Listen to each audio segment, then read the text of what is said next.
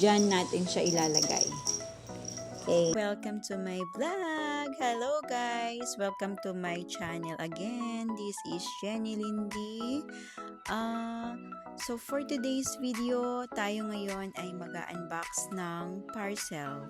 Kakarating lang niya and i-assemble natin siya. So ipapakita ko sa inyo kung paano ko siya i-assemble at ipapakita ko rin sa inyo kung saan ko siya ilalagay. So, ito na nga yung mga nakalagay sa loob ng box. Ayan, inisa-isa ko siya and then may mga tornilyo, may screw, and kung ano pa yung mga kailangan dyan. Siyempre, hindi mawawala ang manual.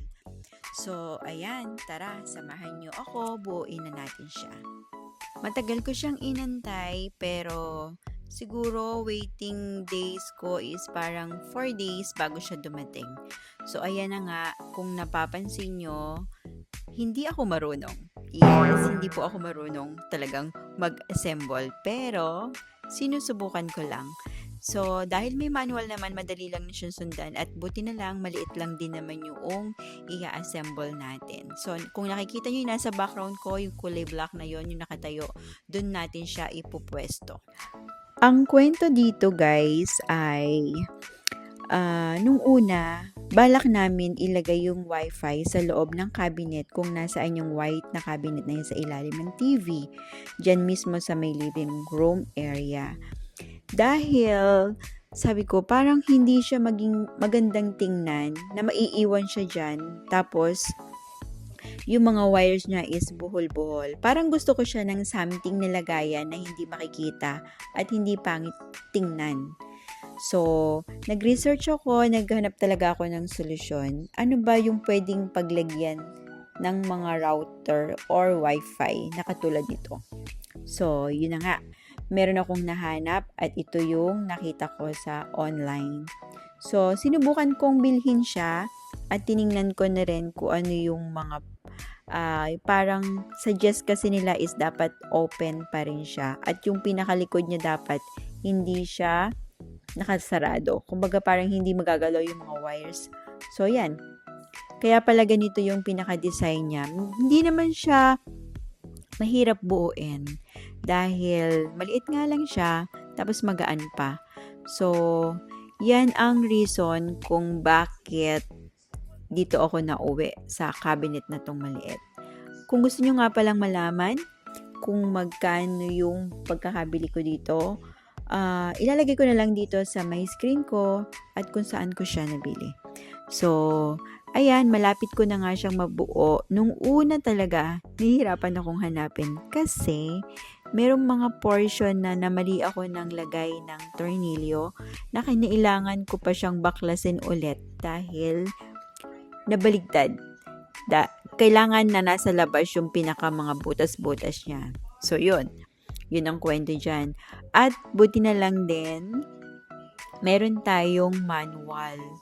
So, para na mas madali natin siyang maintindihan.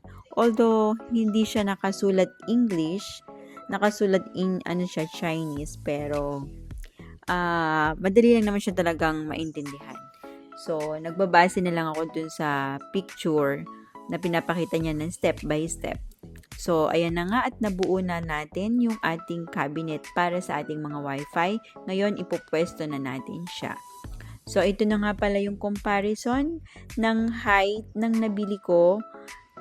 Expectation versus reality. Ang expectation ko dyan is dapat mataas siya dun sa may cabinet na white na yon. Pero in reality, mas mataas si white. So, ayan na nga. Aayusin na natin ngayon. Tatanggalin ko muna isa-isa lahat ng nakalagay dito. And, syempre, bago natin yan kalag-kalagin isa-isa, kailangan ko muna ng pruweba kung saan siya nakalagay at kung saan siya nakasaksak. Dahil kapag hindi ko ginawa yon, malamang hindi ko siya maibabalik ng maayos at baka hindi gumana ang wifi. Lagot si Aling Jenny, mapapagalitan. Mapapatawag pa ng hindi oras si Narwin. So, ang ginawa ko dyan, isa-isa, tinanggal, bago ko siya tanggalin, pinipicturean ko muna siya. Para alam ko kung saan ko siya ibabalik. Medyo natagalan ako ng pag-assemble dito kasi nga po, dahil buhol-buhol yung wire. At At ang hirap niya talagang alisin at ang hirap din niyang tandaan. So, ayan, isa-isa ko siyang ipinasok. Inuna ko yung pinaka-main wifi namin sa may itaas kasi kailangan kong ilabas yung pinaka-antena niya. At yung dalawa, mismo na yan, yung black and white na nasa gitna, ayan, parehong wifi yan. Yung isa dyan, router, para sa aming CCTV. At meron pa dyan isang pinakabilog, router naman para dun sa may itaas, sa aming bedroom. So, ayan, bali, inisa-isa ko na nga siyang nailagay. And then, para matapos din, inisa-isa ko din yung mga wire sa likod para maitali ko siya ng maayos at maipush ko papunta sa wall yung cabinet. So, ganito nga pala yung itsura niya kapag nailagay na at naitago. So, ayan, ito na po yung ating result ng paghihintay. From this to this, diba?